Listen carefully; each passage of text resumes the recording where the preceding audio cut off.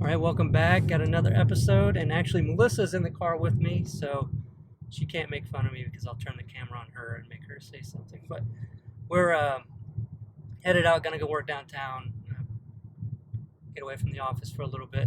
And I think I mentioned it yesterday. I just wanted to share sort of the morning routine, the morning ritual.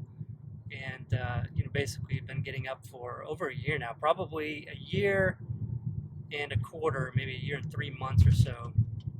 Been getting up at 5 in the morning, and it's after reading Hal Elrod's Miracle Morning book, where he talks about 6 different. I think it was six, right? 6 different Savers. What is it? Savers. Six. Yeah, I should have probably looked this up before I started this. But there's basically like 6 different morning rituals or things that people do, like highly productive, successful people do in the morning. And he said, why not do them all? Why not, instead of just doing one of those things for an hour, do 6 of them for like 10 minutes a piece or something, and do it that way, and have the benefit of all those different things.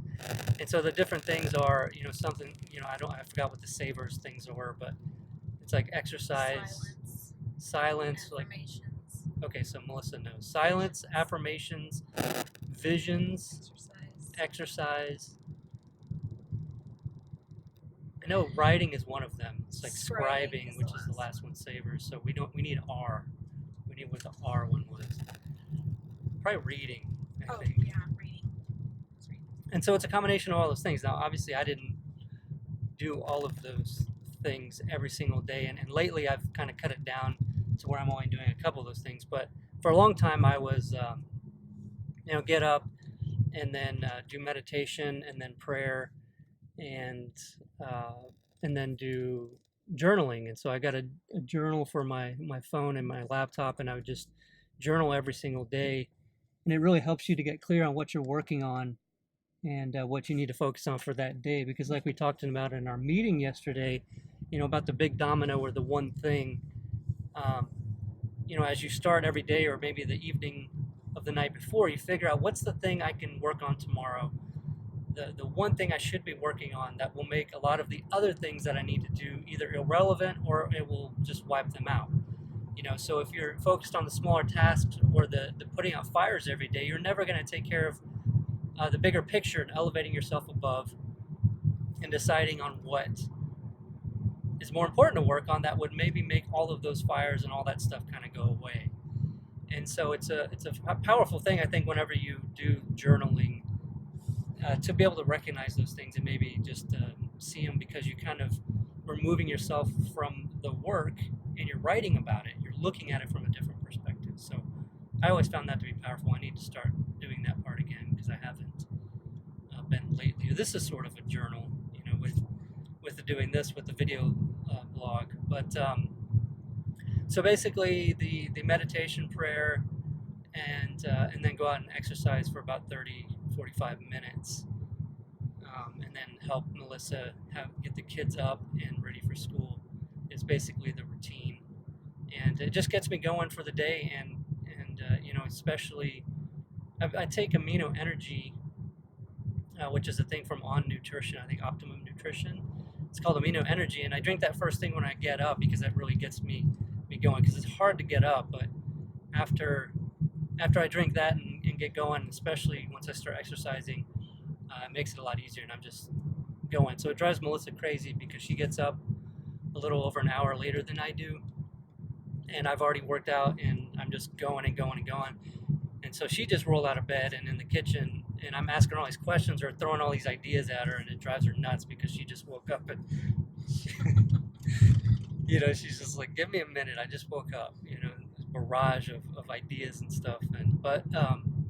So I do that, and as far as supplements and things like that, after working out, I take a whey protein shake with almond milk, which I find to be really good. And I have to add water to the almond milk, otherwise it's too thick for me. I don't like it like that. But and then taking fish oil pills, and I don't take as many as I should. I take less, but cognitive thinking or something, improvement. I don't know. It's supposed to be pretty beneficial. And you hear both ways. It's like either bad for you, good for you, whatever. So I take half and then call it good. But I also started taking dandelion root pills, and that you probably haven't heard that before, I'm guessing. But then the reason for that is, my grandmother who lives in Kansas, um, and her name is Dorothy, and she lives in Kansas. But she's 91 or 92 years old, and she still works. She works for a school as a crossing guard, and she drives and lives by herself in her two-story house. And I'm just amazed at her, and she's pretty much all still there, and mentally, and I'm just amazed by it. So I've asked her before, and I've asked my mom. It's like, what's Grandma's secret? Because she lives by herself, two-story house that my grandfather built, and she's still working, still going, still driving, still has a driver license, all that kind of stuff. Like, what's the secret? What did you guys eat growing up? What does she eat now? All that kind of stuff.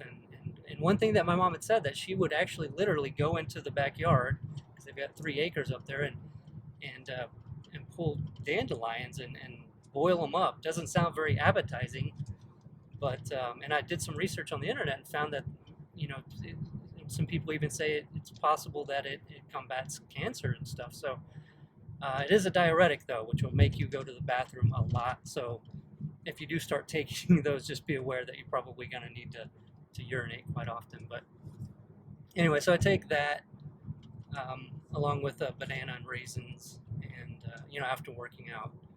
And the raisins, the reason for that is because after lifting weights, you have the acid buildup. What is it? Lactic acid? Is that?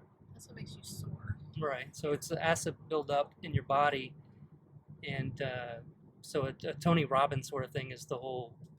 I'm sure he's not the originator of it, but that's where I've heard it from. Is the alkalinity of your body, or the balance, the pH balance. And so raisins are alkaline, so I take those to kind of combat the acidity in my body after lifting weights. But anyway, so that's Which that. also helps prevent cancer, by the way. Wow, okay. There's a link between alkalinity in your body and cancer. So if you didn't hear that, Melissa was saying that Or acidity in your body. a link between, acidity in the body for long periods of time and cancer. So if you obviously you eat more, I think like spinach and stuff like that, right? A lot of greens are more alkaline. I don't know. I'm going to say they are. You might want to research that. But anyway, sort of the morning routine.